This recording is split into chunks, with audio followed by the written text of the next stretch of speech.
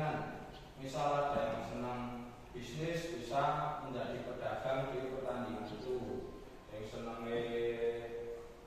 misalnya memimpin bisa menjadi kapten sebuah tim, atau ada yang bisa menjadi wasit dan lain-lain. Jadi semua peran diterapkan oleh siswa dari pedagang, supporter, pemain, bahkan panitia. Yang akan dilaksanakan adalah perlombaan permainan tradisional gobak sodor antar kelas di SD Negeri Karanganyar, Kecamatan Sukoharjo. Sesuai dengan hasil diskusi komunitas belajar sekolah yang saya lakukan beberapa hari yang lalu, dari hasil identifikasi aset yang ada di sekolah, semua dapat dimanfaatkan untuk kegiatan tersebut seperti sarana dan prasarana dan peralatan yang dibutuhkan. Perlombaan gobak sodor dipilih karena dari banyaknya minat strategik dengan permainan tradisional tersebut dan hasil survei dengan perwakilan kelas. Selanjutnya tujuan ya dari program yang saya buat, yaitu memberikan pengalaman belajar yang berkesan dan memberikan edukasi kepada peserta didik sebagai pemain dalam arti yang lengkap sesuai dengan minat dan bakatnya, serta membantu peserta didik berkembang kompetitif, berpengetahuan atau terliterasi dan antusias sebagai pelaku, menumbuh kembangkan kecintaan terhadap aktivitas gerak dalam rangka meningkatkan kebugaran jasmani peserta didik.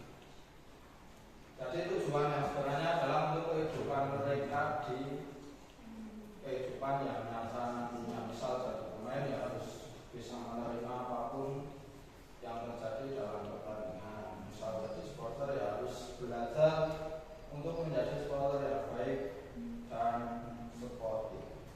Selanjutnya, tujuan SEM atau Sport Education Model. Pertama, mengembangkan keterampilan gerak spesifik olahraga dan kebugaran. Kedua, partisipasi sesuai dengan minat dan bakat serta tingkat kemampuan peserta didik. Ketiga, berbagi perencanaan dan administrasi kompetisi olahraga. Keempat, mendorong kepemimpinan peserta didik. Kelima, membangun kerjasama tim dan dalam mencapai tujuan bersama. Keenam, mengembangkan kemampuan untuk membuat keputusan yang rasional tentang masalah-masalah olahraga. 7, mengembangkan dan menerapkan peran sesuai dengan minat dan bakat. 8, terlibat dalam kegiatan olahraga dan aktivitas luar sekolah. Selanjutnya ada capaian, langkah-langkah dan hasil yang diharapkan. Pertama, capaian dan tujuan. 1, pemahaman tentang aturan permainan gobak sodor. Kedua, pengembangan keterampilan individu. Ketiga, pemahaman taktik gobak sodor. Keempat, sportivitas dan kerjasama tim. Kelima, kepemimpinan dan tanggung jawab. Hasil yang diharapkan, peserta didik memahami aturan permainan gobak sodor dan dapat bermain dengan taktik yang baik. Kedua, keterampilan individu berkembang sesuai dengan peran masing-masing. Ketiga, sportivitas dan kerjasama tim serta jiwa kepemimpinan dan tanggung jawab yang baik. Langkah-langkah yang pertama, penyiapan musim, menentukan tujuan, pembagian tim, perencanaan jadwal. Yang kedua, afiliasi tim atau kelompok identitas, pembentukan ikatan tim, perencanaan sesi latihan, pengajaran keterampilan, pengembangan peran tim, perencanaan peran dan tanggung jawab tim, pemain, pelatih, kapten tim, manajer. Ketiga, kompetisi antar tim, penyiapan perlombaan, pembahasan dan tim menganalisis pertandingan gobak sodor, menyelenggarakan perlombaan gobak sodor, penghargaan kejuaraan. Selanjutnya adalah struktur program dan mitra dalam KBS, komunitas belajar sekolah. Dari program ini termasuk dalam co-kurikuler. Peserta didik yang terlibat adalah seluruh siswa kelas 4 sampai dengan kelas 6. Waktu pelaksanaan kegiatan adalah jeda semester 1 tahun pelajaran 2024-2025. Penanggung jawab kepala sekolah fasilitator kegiatan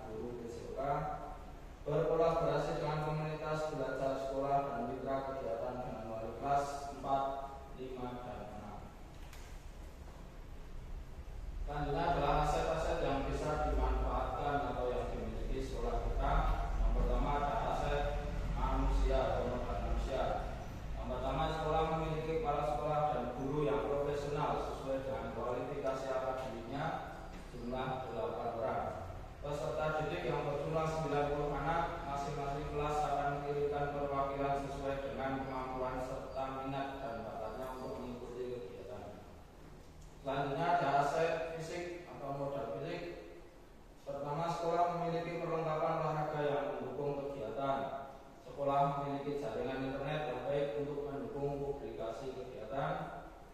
Ketiga, lingkungan sekolah memiliki gor desa yang dapat digunakan untuk menyelenggarakan kegiatan. Selanjutnya ada aset finansial. Sekolah memiliki dana BOS yang dapat digunakan untuk pembiayaan kegiatan. Yang kedua, ada tas kelas untuk mendukung pelaksanaan kegiatan. Selanjutnya ada rencana evaluasi. Tahapan implementasi SEM dalam pembelajaran masing-masing tahap harus dievaluasi.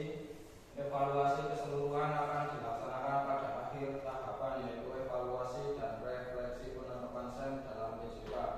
Beberapa hal yang harus dievaluasi yaitu: 1. Tujuan pembelajaran, meninjau ketercapaian tujuan pembelajaran dalam SEM. 2. Umpan balik dari peserta didik tentang pengalaman dari pembelajaran SEM dan mengumpulkan pendapat melalui refleksi.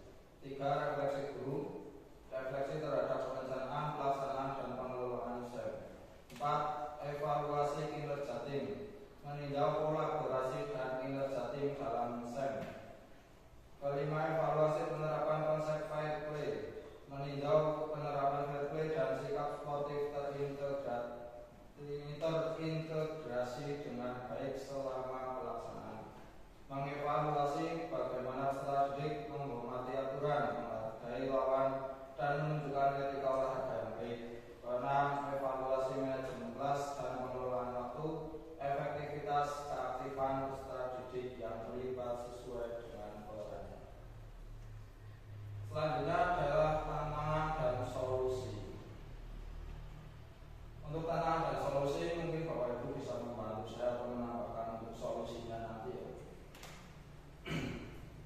Yang pertama ada tantangan pengelolaan waktu. Jadwal yang cukup padat dan keterbatasan waktu dapat mempengaruhi penyelenggaraan kegiatan. Solusi dari saya pribadi adalah merancang penjadwalan yang efektif. Tadi saya sudah jadwalkan di jeda semester 1. Jadi habis penilaian sumatif ya Pak. Kalau akhir semester sumatif, itu jadwal yang saya perkirakan yang paling efektif di situ. Yang kedua, faktor alam atau cuaca, alternatif lokasi kegiatan. Jadi saya memilih di GOR Desa Karanganyar karena dulu sudah pernah meminta izin kepada pemerintah desa dan kita diizinkan untuk memakai untuk kegiatan pembelajaran. Jadi saya memilih di GOR Desa Karanganyar.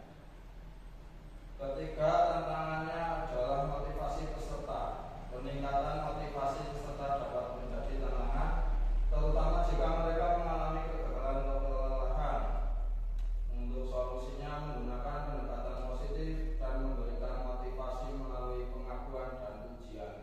Jadi anak-anak didik kita itu sangat butuh untuk ujian. Jadi ya lapar akan ujian. Apapun itu sebaiknya kita harus sering-sering memberi ujian agar mereka itu mempunyai motivasi yang baik dalam menjalankan apapun. Keempat, manajemen tim. Kesulitan dalam manajemen tim termasuk perbedaan kemampuan, kepribadian atau konflik antar pemain. Solusi dari saya komunikasi terbuka dan segera menangani konflik yang muncul. Jadi dalam tim itu dibuka sesi diskusi agar semua anak atau semua anggota timnya berani mengemukakan pendapatnya agar menemukan solusi yang terbaik untuk timnya, dan guru menjadi fasilitator di dalamnya. Kelima, evaluasi dan umpan balik. Selalu memberikan evaluasi dan umpan balik positif kepada setiap peserta. Solusinya memberikan umpan baik secara individu kepada setiap peserta. Tantangan yang terakhir adalah keterlibatan orang tua dan komunitas. Kurangnya dukungan dari orang tua dan komunitas dapat mempengaruhi motivasi peserta. Solusi melakukan komunikasi dengan orang tua untuk menjelaskan tujuan kegiatan atau program tersebut.